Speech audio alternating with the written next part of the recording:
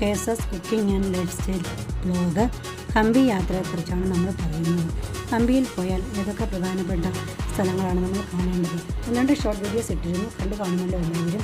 നമ്മൾ ആഫ്റ്റർനൂണാണ് നമ്മൾ സ്റ്റാർട്ട് ചെയ്തത്. കോട്ടയത്തു നിന്ന് നമ്മൾ യാത്ര സ്റ്റാർട്ട് ചെയ്തത്. നൈറ്റ് ബസ്സിലായിരുന്നു. രാവിലെ തന്നെ നമ്മൾ കസനിൽ എത്തിച്ചേർന്ന് 30-ാം തീയതി ചെക്ക് ഇൻ ചെയ്തതിന് ശേഷം ഹോട്ടലിൽ നമ്മൾ ഫ്രഷായിട്ട് നമ്മൾ ചെന്നകേശ്വര ക്ഷേത്രത്തിലേക്കാണ് ആദ്യമേ തന്നെ പോയത്. ഹംപിയുടെ പ്രധാന സവിശേഷതകൾ എന്ന് പറഞ്ഞാൽ പൗരാണിക ചരിത്രവും വാസ്തുവിദ്യയും ചേർന്നുള്ള അവശിഷ്ടങ്ങൾ,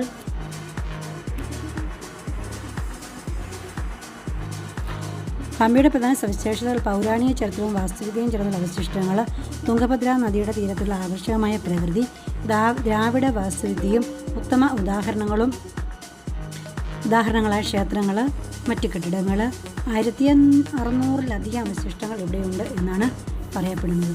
പ്രധാന സവിശേഷത എന്ന് പറഞ്ഞാൽ പൗരാണിക വാസ്തുവിദ്യയും അവശിഷ്ടങ്ങളുമാണ്. 1600-ലധികം അവശിഷ്ടങ്ങൾ ഇവിടെയുണ്ട്. അവയിൽ ക്ഷേത്രങ്ങൾ, കൊട്ടാരങ്ങൾ, കോട്ടകൾ, ജലനിർമ്മാണങ്ങൾ എന്നിവയെല്ലാം ഉൾപ്പെടുന്നു. തുംഗഭദ്ര നദി ഹംപിയുടെ ഭംഗിക്ക് വർദ്ധിപ്പിക്കുന്ന പാറക്കെട്ടുകൾ നിറഞ്ഞ മലനിരകളും വിശാലമായ സമതലങ്ങളും ഇവിടെ കാണാൻ സാധിക്കുന്നു. അത്ര മനോഹരമാണ് ആ നദി കാണാനായിട്ട്.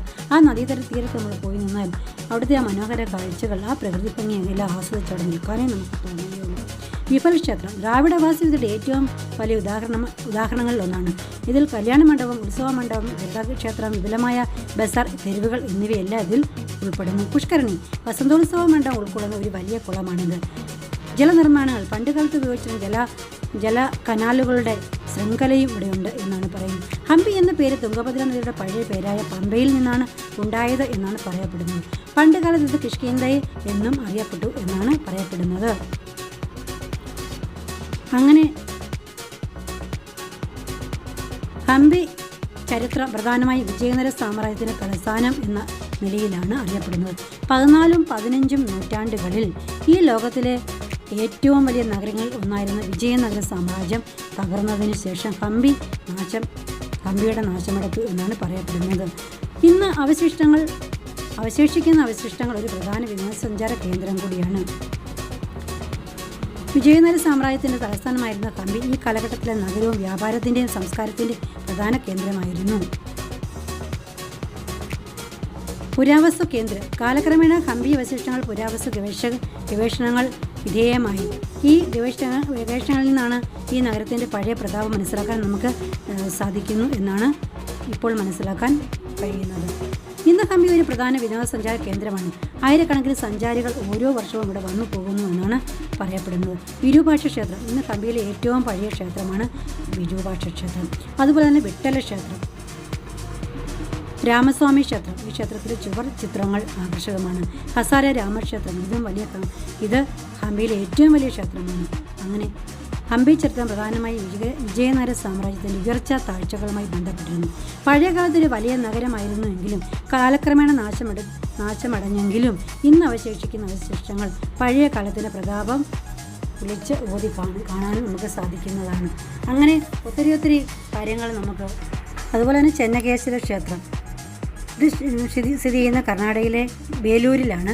103 വർഷമെടുത്താണ് ഈ ക്ഷേത്രത്തിന് നിർമ്മാണം പൂർത്തിയായത് എന്നാണ് പറയപ്പെടുന്നത്. സുന്ദരനായ കേശവൻ എന്നാണ് ക്ഷേത്രത്തിൻ്റെ പേരിൻ്റെ അർത്ഥം. വിഷ്ണു ക്ഷേത്രമാണ്. പുരാണങ്ങൾ തുടങ്ങിയ രാമായണം, മഹാഭാരതം തുടങ്ങിയ പുരാണങ്ങളിൽ നിന്നുള്ള രംഗങ്ങളാണ് ഇവിടെ ചിത്രീകരിച്ചിരിക്കുന്നത്. മനോഹരമായൊരു ക്ഷേത്രമാണ്, നമ്മൾ പോയി ദർശിക്കേണ്ടതാണ്. അതുപോലെ തന്നെ കർണാടകയിലെ ഹാസൻ ജില്ലയിൽ ശ്രാവണ ബെൽഗോളയിൽ വിദ്യാഗിരി കുന്നുകളിൽ സ്ഥിതി ചെയ്യുന്ന 17 മീറ്റർ 57 അടി ഉയരമുള്ള ഒരു ഒറ്റക്കൽ പ്രതിമയാണ് ഗോമതേശ്വരൻ അഥവാ ബാഹുബലി. ഗംഗാ സാമ്രാജ്യത്തിലെ ഒരു മന്ത്രിയും സൈന്യാധിപനുമായിരുന്ന ചാമുണ്ഡ രായരാണ് 10-ാം നൂറ്റാണ്ടിൽ ഈ പ്രതിമ നിർമ്മിച്ചത് എന്നാണ് പറയപ്പെടുന്നത്.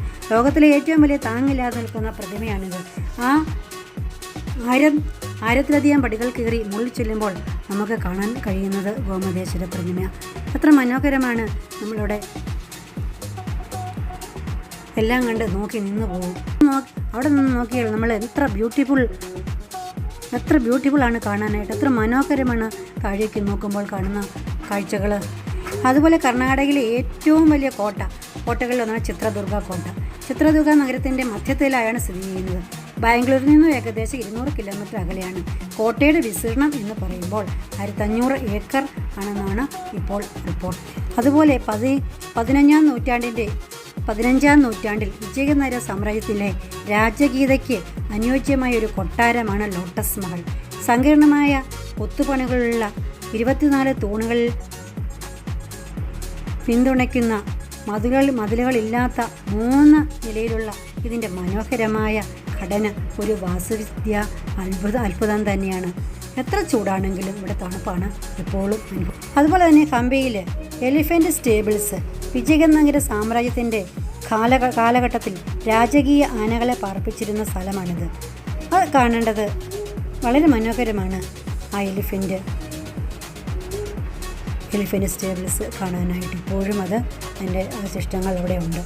അതുപോലെ തന്നെ ക്യൂൻ ബാത്ത്, ഹംപിയുടെ രാജ്ഞികൾ കുളിക്കുന്നതിന് വിജയനഗര സാമ്രാജ്യത്തിലെ രാജകുടുംബത്തിലെ സ്ത്രീകൾക്ക് വേണ്ടി നിർമ്മിച്ച ഇൻഡോ ഇസ്ലാമിക് വാസ്തുവിദ്യാ ശൈലിയിൽ നിന്നുള്ള ഒരു ചരിത്ര നിർമ്മിതിയാണിത്.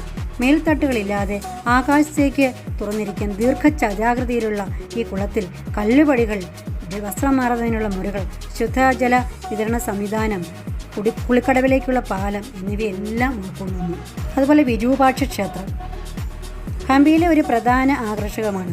7ാം നൂറ്റാണ്ടിൽ ആരംഭിച്ച ക്ഷേത്രം 1000 വർഷത്തിലധികം പഴക്കമുള്ളതായി പറയപ്പെടുന്നു. ലക്ഷ്മി ദേവിക്കൊപ്പമുള്ള ദേവനായ വിരൂപാക്ഷന് ഇവിടെ പ്രതിഷ്ഠിക്കപ്പെട്ടിരിക്കുന്നു. ക്ഷേത്രഗോപുരത്തിൻ്റെ തലകീഴായ നിഴൽ മതിലിൽ പതിക്കുന്നുവെന്ന് ഇപ്പോഴും നമുക്ക് പറയപ്പെടുന്നു, കാണാൻ സാധിക്കുന്നതാണ്. അങ്ങനെ എന്തെല്ലാമാണ് നമ്മുടെ ഹംപിയിൽ കാണാനുള്ളത്.